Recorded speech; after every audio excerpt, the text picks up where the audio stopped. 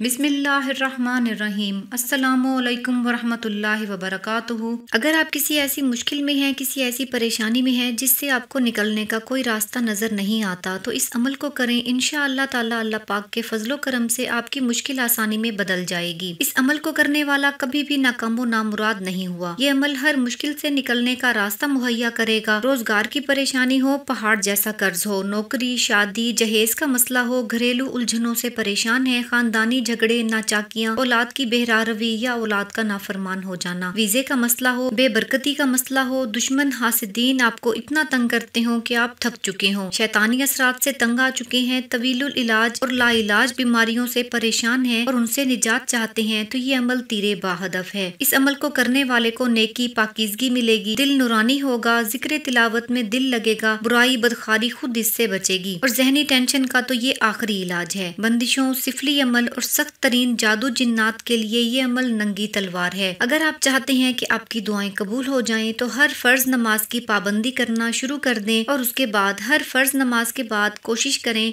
दुरूद इब्राहिमी 3 मरतबा पढ़ने के बाद अपने मकसद, अपनी परेशानी को दिल में रखें और कम से कम 11 मरतबा सूरह अलम नशरा पढ़ें।